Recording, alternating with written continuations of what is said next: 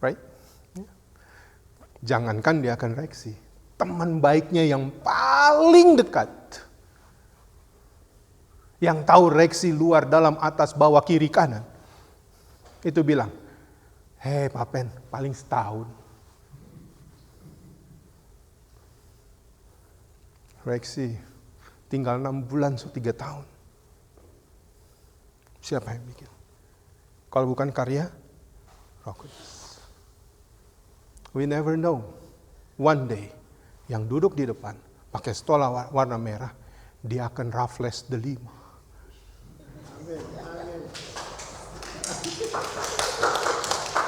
Enggak, jangan takut. Ini bukan nubuatan. Saya cuma bilang, we never know.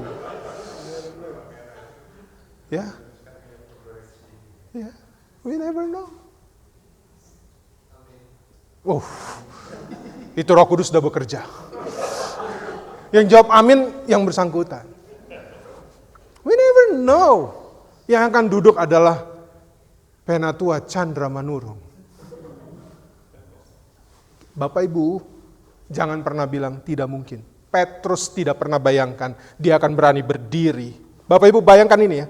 Petrus tidak pernah bayangkan dia berani berdiri, menjawab, berkhotbah, mengutip kitab Yoel, dan orang yang mendengar perkataannya, 3.000 orang memberi diri, dibaptis, dan bertobat. Bukan karena Petrus, tapi Roh Kudus yang bekerja dalam dirinya. Maka kalau Roh Kudus mengalir dalam hati, berbicara kepadamu tentang kebenaran, ikut. Jangan kamu mute. Ambil remote, di mute itu suara Roh Kudus. No. Jangan. Dengar kata Yesus. Karena dia akan berbicara tentang kebenaran. Dan kalau kamu berjalan dalam kebenaran, kamu berjalan bersama dengan aku.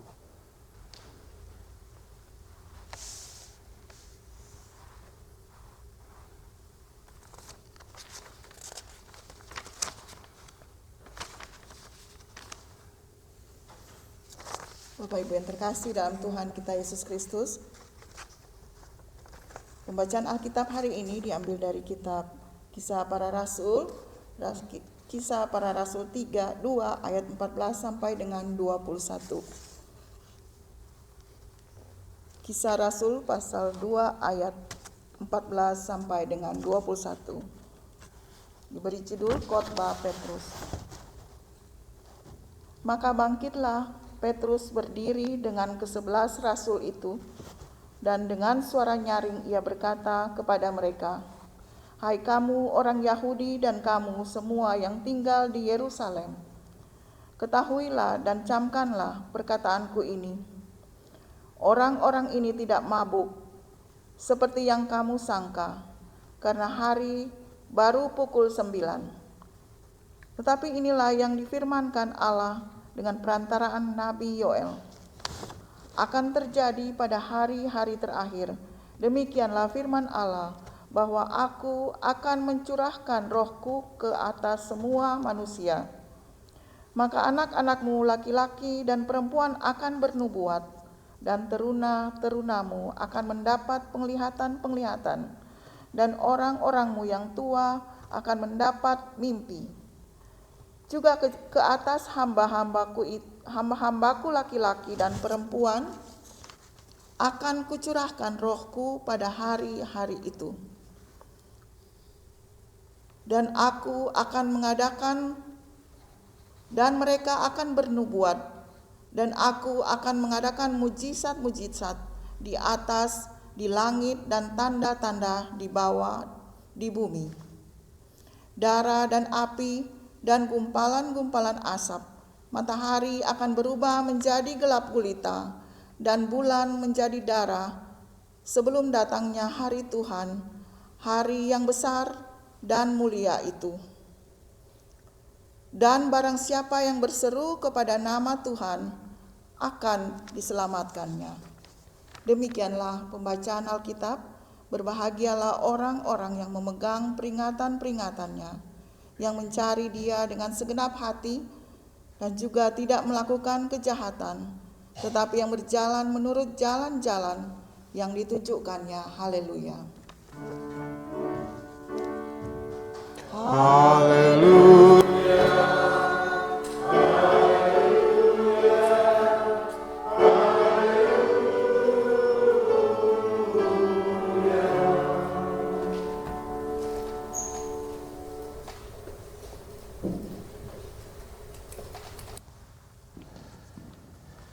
Bapak, Ibu, dan saudara-saudara yang dikasihi Tuhan, Shalom. Hari ini hari Pentakosta, pencurahan Roh Kudus, dan saya mau mengajak kita melihat apa yang terjadi pada saat hari Pentakosta itu. Nah, Bapak Ibu, hari pencurahan Roh Kudus di hari Pentakosta, Pentakosta itu sebenarnya hari raya Yahudi, bagian dari 3 hari raya besar Yahudi. Jadi Bapak Ibu kalau tahu Yesus bangkit di hari Paskah, itu juga ada hari raya Yahudi di situ. Dan kemudian pencurahan Roh Kudus itu terjadi di hari Pentakosta, hari ke-50, hari panen raya. Itu juga dirayakan oleh orang Yahudi. Jadi ada momen-momen yang pada saat itu ketika orang-orang Yahudi datang dari berbagai tempat untuk beribadah, disitulah momen dipakai Tuhan menyatakan karyanya yang luar biasa. Nah, Bapak, Ibu, dan Saudara, di hari Pentakosta ada sebuah kutipan yang diambil oleh Petrus ketika dia berkhotbah. Nanti soal khotbahnya saya bahas sendiri, tetapi kutipan ini saya mau membuat kita mengerti ya bahwa Yoel, Nabi Yoel dari Perjanjian Lama sekitar 500 tahun sebelum Yesus itu sudah menubuatkan tentang pencurahan Roh Tuhan. Nah, ini dia sudah ditampilkan. Yoel pasal 2 ayat 28 dan 29. Saya mengajak kita Bapak Ibu perhatikan dengan baik-baik, saya bacakan kembali. Kemudian daripada itu akan terjadi katanya, bahwa aku yaitu Tuhan akan mencurahkan rohku ke atas semua manusia.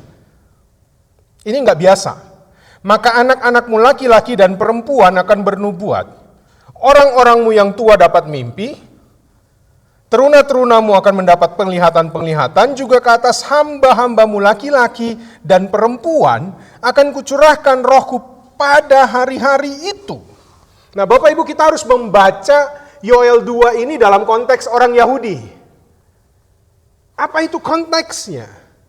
Bahwa tidak semua orang dalam konteks Yahudi, dalam dunia tradisi perjanjian lama, itu mendapatkan pencurahan Roh Allah. Hanya orang-orang tertentu yang dihinggapi Roh Allah, ini biasanya ada pada orang-orang yang ada di jabatan tertentu, raja, nabi, imam. Hanya orang-orang yang diurapi.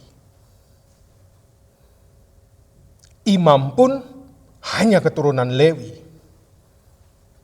Lalu di sini dibilang, anak-anak akan mendapatkan, akan bernubuat, anak laki-laki, anak perempuan. Nah, konteks anak Bapak Ibu, kita harus tahu bahwa dalam dunia orang Yahudi, seorang anak memiliki kewajiban untuk beribadah itu baru di usia 12-13 tahun.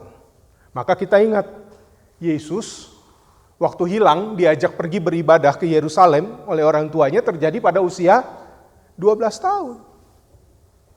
Jadi, kalau dibilang anak-anakmu laki-laki perempuan, anak-anak dalam kelas mana? Gitu. Jadi kalau kita mendengar Yoel menyampaikan hal ini, yang mendengar adalah orang-orang Yahudi, mereka bingung. Hei, belum tentu akan terjadi itu. Ya. Kemudian dikatakan orang-orangmu yang tua akan mendapat mimpi, teruna-terunamu akan mendapat penglihatan-penglihatan. Penglihatan-penglihatan itu nabi biasanya yang bernubuat. Nah, Bapak Ibu bayangkan, dalam dunia orang Yahudi, seseorang baru melayani itu di usia yang sudah matang, dia sudah dipersiapkan 30 tahun. Makanya Tuhan Yesus baru melayani di umur 30 tahun. Jadi kalau kita baca ini, kalau kita memahaminya dalam konteks orang Yahudi, bagaimana mungkin?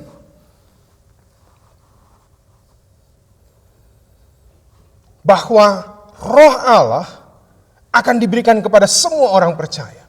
Melampaui kategori usia, itu makanya disebut ada anak-anak, ada teruna. ya, melampaui gender, ada laki-laki, ada perempuan, melampaui status sosial, bahkan disampaikan bukan saja raja, nabi, imam, hamba pun akan menerima.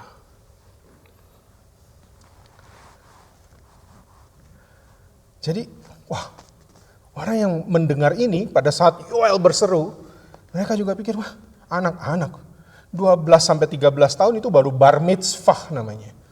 Baru ada kedewasaan religius. Nah, bayangkan apa yang disampaikan oleh Yoel 500 tahun lalu, tiba-tiba dikutip oleh Petrus. Petrus mengutip ini ketika dia berkhotbah pada saat hari Pentakosta. Nubuatan Yoel ini digenapi pada peristiwa Pentakosta. Khotbah Petrus ini terjadi di dalam peristiwa pencurahan Roh Kudus yang terjadi pada saat itu di Yerusalem. Nah, kita harus tahu, sekarang saya masuk ke teks. Khotbah ini adalah respon Petrus terhadap sindiran orang-orang yang menyaksikan peristiwa pencurahan Roh Kudus. Boleh ke teksnya sekarang. Kisah Rasul pasal 2. Lalu tolong ditampilkan ayat sebelum ini, ayat 13. Jadi apa yang terjadi di ayat 14, itu karena ada sesuatu di ayat 13, di mana ketika orang-orang melihat murid-murid itu dicurahkan roh atas mereka, ada yang nyindir. Wah, orang-orang ini mabok. Mabok. Kenapa? Bisa berbicara dalam bahasa yang lain. Ya. Coba Bapak Ibu bayangkan kalau sekarang tiba-tiba saya berkhotbah pakai bahasa Rusia. Kov, kov, nov, nov, nov, kos. Misalnya. Bapak Ibu pikir pendeta ini asal ngomong aja. Gitu ya. Ya. Jangankan bahasa Rusia. Istri saya orang Batak. Tadi Pak Chandra teks saya pakai bahasa Batak, bla bla bla bla bla bla bla bla. Saya cuma tinggal balas dia, yang artinya adalah saya aja nggak ngerti gitu. Padahal istri saya orang Batak. Ya, mungkin saya bisa nyanyi opo wanana tase karena tahu, tapi artinya apa? I don't even know. Tapi saya mau bilang Bapak Ibu, pencurahan Roh Kudus sehingga orang-orang murid-murid saat itu bisa berbicara dalam bahasa yang lain. Itu sesuatu yang luar biasa sehingga orang yang gak percaya bilang, ini orang mabok pada nih sama anggur. Petrus bilang, hey ini baru jam 9. Masih pagi, mau mabok gimana kita? Dan apa yang mereka ucapkan itu dimengerti. Gitu. Itu penting. Makanya sekarang ke ayat 14. Apa yang Petrus lakukan? Ini adalah sebuah respon. Makanya dibilang bangkitlah Petrus. Berdiri. Nah Bapak Ibu, biasanya di hari Pentakosta kita lebih fokus terhadap 3 tanda. 1, angin kencang. 2, peristiwa ketika lidah-lidah seperti api itu hinggap ke atas para murid yang dicurahkan Roh Kudus. Dan yang ketiga, mereka berbahasa, berbicara dalam berbagai bahasa atau glosolalia. Namun hari ini saya mengajak kita melihat satu tanda lain yang juga ajaib yang terjadi pada hari Pentakosta, yaitu perubahan dari Petrus. Pada hari Pentakosta, Roh Kudus menolong Petrus untuk tidak lagi terikat di perasaan marah. Bayangkan, Petrus ini pemarah. Petrus ini pemarah. Emosional. Begitu dibilang, ngana Petrus, mabok ngana. Petrus yang dulu mungkin bisa berdiri, langsung, dan dia bisa baku hantam. Dia bisa marah. Kita tahu bahwa Petrus pada saat Yesus ditangkap, dia marah. Dia ambil pisau dan dia potong telinga salah satu prajurit Romawi. Tetapi ketika Roh Kudus ada padanya, dia memang bangkit berdiri. Tapi bukan untuk marah-marah, tapi untuk berkhotbah. Petrus yang tadinya takut pada saat Yesus lagi ditangkap, Yesus disiksa, seorang hamba perempuan dari imam besar bilang, "Hei, bukankah kamu salah satu dari murid dia?" "Oh, no, saya tidak kenal dia." Siapa dia? Dia yang takut, tetapi di sini dia berani. Petrus yang tadinya setelah Yesus mati, masuk di dalam satu kamar sama dengan murid-murid lain, mengunci diri karena takut nasib mereka bagaimana. Tapi di sini, di depan banyak orang, Petrus berani berdiri dan mengatakan sesuatu yang luar biasa. Ini perubahan yang luar biasa. Ini tanda yang luar biasa dari karya Roh Kudus. Petrus menjadi manusia yang merdeka. Dia bebas dari kemarahan, walaupun dia menerima ejekan. Dengan lapang dada, dia menjawab mereka yang tidak paham tentang apa yang sesungguhnya terjadi pada saat itu. Bahkan Bapak Ibu, khotbah Petrus pun terstruktur dan gampang dipahami. Petrus bukan orang yang sekolah tinggi.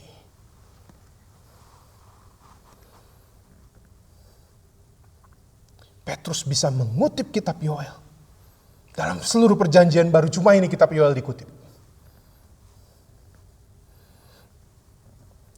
Fakta ini menjadi bukti dari karya Roh Kudus. Petrus itu bukan Paulus yang adalah ahli Taurat, yang dididik oleh Gamaliel, yang adalah rabi Yahudi yang sangat terkenal dan pintar. Dia juga bukan seperti Matius, murid Yesus yang kaya dan menjadi orang yang terdidik. Bukan. Dia juga bukan Nathanael yang menjadi murid Yesus senang terhadap sejarah-sejarah Israel. No, Petrus hanya seorang nelayan biasa. Inilah bukti karya Roh Kudus. Maka saya mengajak kita mengingat, Tuhan Yesus pernah bicara sesuatu kepada murid-muridnya. Ketika dia mengajar, tolong ditampilkan Injil Yohanes pasal 16 ayat 13.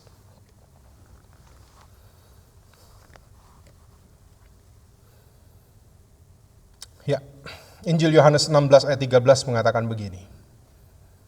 Ya, Yesus lagi menyampaikan tentang karya Roh Kudus. Bapak Ibu perhatikan. Tetapi dia bilang, apabila ia datang. Siapa itu ia?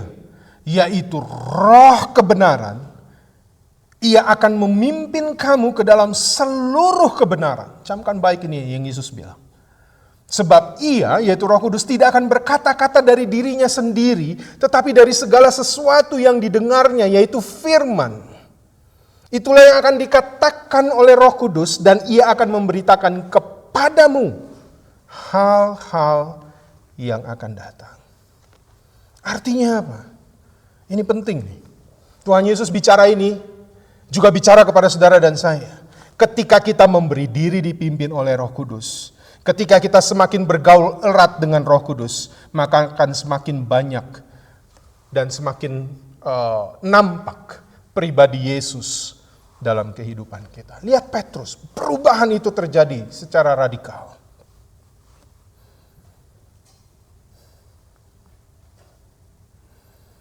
Buah dari Roh Kudus adalah jika Kristus dimuliakan. Karena apa yang Roh Kudus sampaikan, itu adalah berdasarkan firman yang Yesus ajarkan. Pekerjaan Roh Kudus itu harus nyata dalam hidup kita.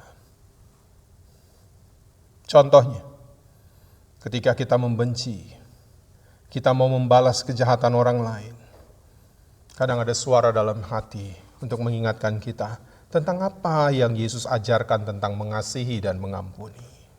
Itu pekerjaan Roh Kudus. Cuma masalahnya, kalau kita ingat bagaimana orang itu menyakiti kita, ketika Roh Kudus bicara sama kita, Ingatlah apa kata Yesus tentang kasih. Ingatlah apa kata Yesus tentang mengampuni. Kita langsung bilang sama Roh Kudus, Baba diam jongan. Kita mute, dia bikin kita sakit. That's a problem. Roh Kudus itu akan berbicara. Karena nanti bagian akhir saya akan sampaikan. Itu juga yang Yesus sampaikan. Roh Kudus itu akan berbicara. Nah Bapak Ibu, Roh Kudus itu berbicara, bayangkannya begini. Itu seperti GPS yang menuntun kita ke jalan yang benar. Contohnya, kalau kita pakai Waze atau Google Maps, lalu kita masukkan alamat, kalau kita di jalan yang benar, maka Waze itu nggak akan cerewet kan? Dia diem aja kan? Contoh gini, kalau kita dari sini mau ke New York, begitu kita masukin alamatnya di Waze, dia langsung dari sini keluar, dia langsung tinggal bilang, turn left. Udah habis itu dia diem. Sampai ada persimpangan lagi baru dia bilang, turn left. Ya kan gitu kan? Begitu sampai persimpangan lagi baru dia bilang turn right, itu arah masuk tol 200 misalnya. Iya kan?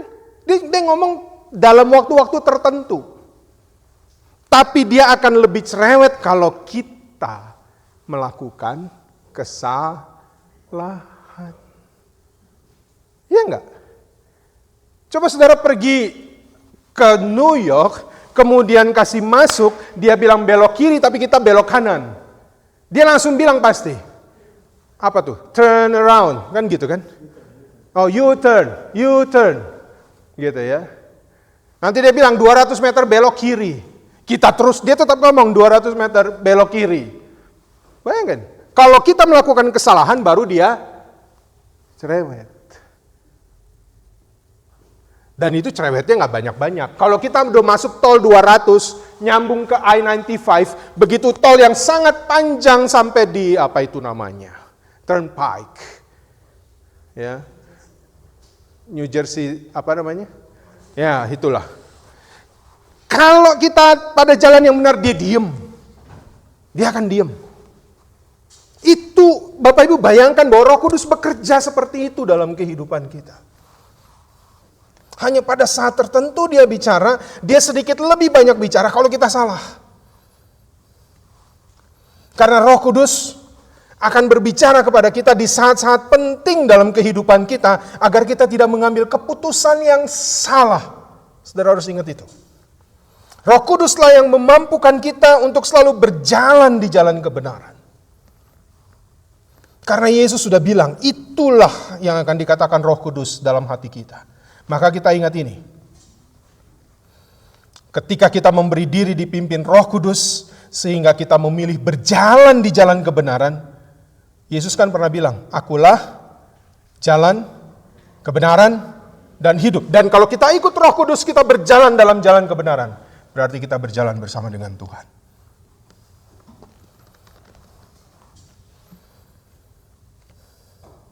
Ayat terakhir sebelum saya mengakhiri khotbah ini. Yohanes 7 ayat 38 dan 39. Ini juga yang Tuhan Yesus bilang. Yohanes pasal 7 ayat 38 dan 39.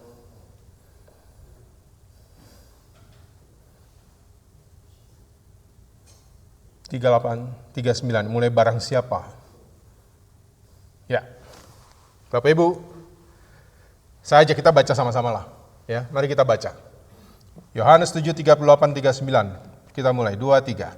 Barang siapa percaya kepadaku, seperti yang dikatakan oleh kitab suci, dari dalam hatinya akan mengalir aliran-aliran air hidup.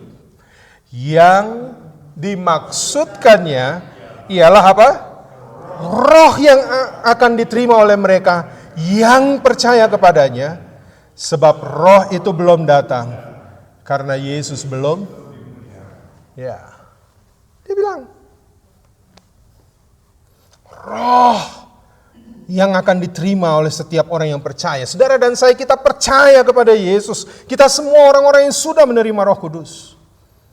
Maka saya percaya aliran-aliran air kehidupan ini akan mengalir di hati kita untuk membawa transformasi dari diri kita. Bapak Ibu, Diakon Reksi nggak pernah nyangka bahwa akan duduk di sini pakai stola merah dan jadi seorang diakon. Right? Jangankan Diakon Reksi, teman baiknya yang paling dekat, yang tahu Reksi luar dalam atas bawah kiri kanan, itu bilang, "Hei Papen, paling setahun." Reksi tinggal 6 bulan, 3 tahun. Siapa yang bikin? Kalau bukan karya Roh Kudus. We never know. One day, yang duduk di depan, pakai stola warna merah, dia akan Raffles delima.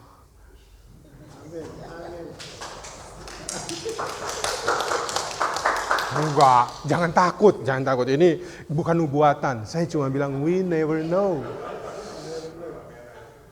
Ya, we never know.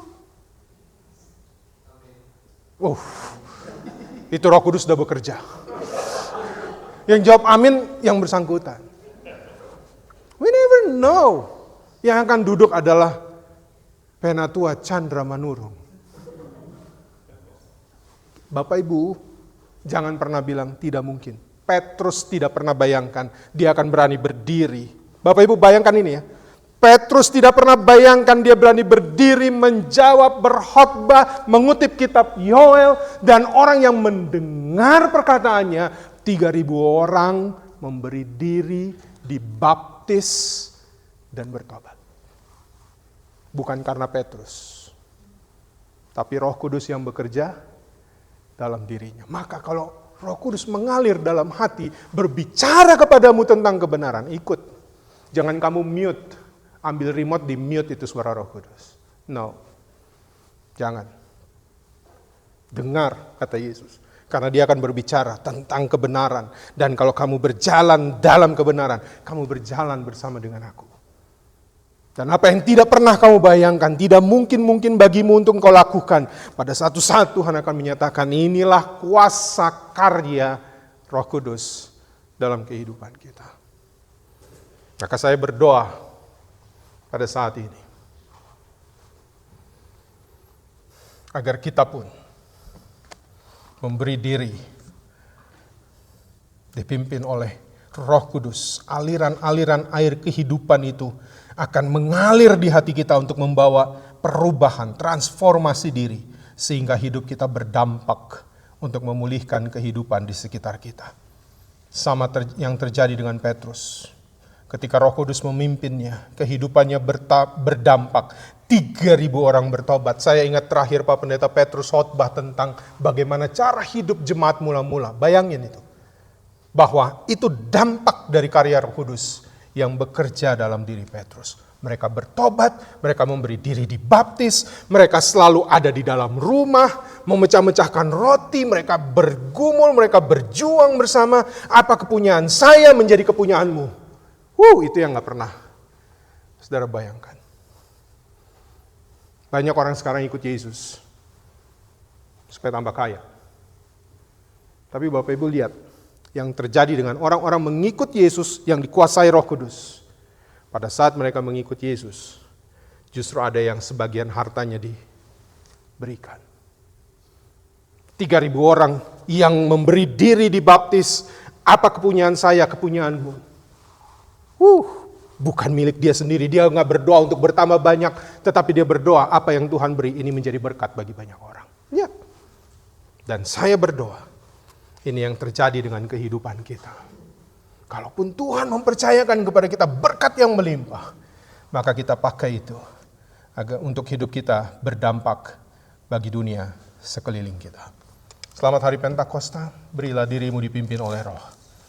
Maka kita akan menjadi saksi-saksi yang Tuhan sudah tetapkan dan siapkan untuk memberi dampak bagi dunia. Tuhan memberkati kita sekalian. Amin.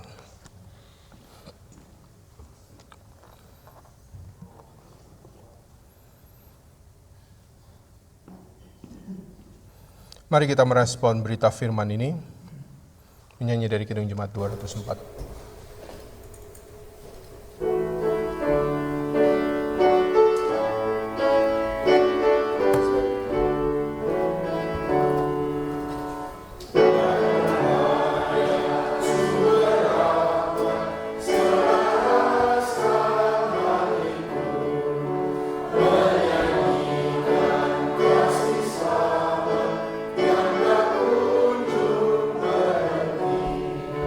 Amen.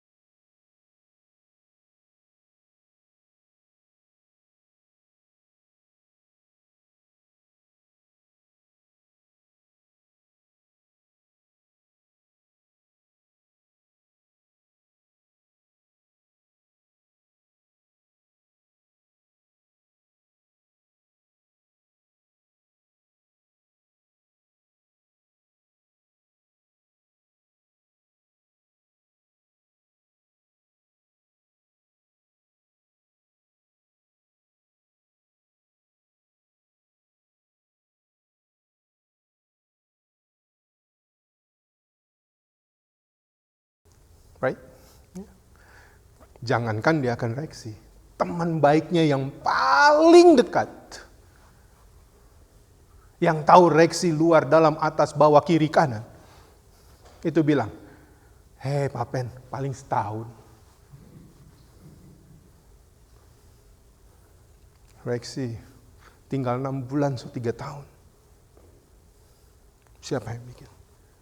Kalau bukan karya Roh Kudus. We never know. One day, yang duduk di depan, pakai stola warna merah, dia akan Raffles delima.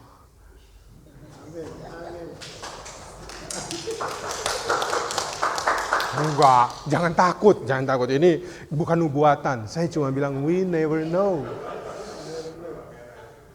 Ya, we never know. Itu Roh Kudus sudah bekerja. Yang jawab amin yang bersangkutan. We never know. Yang akan duduk adalah Penatua Chandra Manurung. Bapak Ibu, jangan pernah bilang tidak mungkin. Petrus tidak pernah bayangkan dia akan berani berdiri. Bapak Ibu bayangkan ini ya.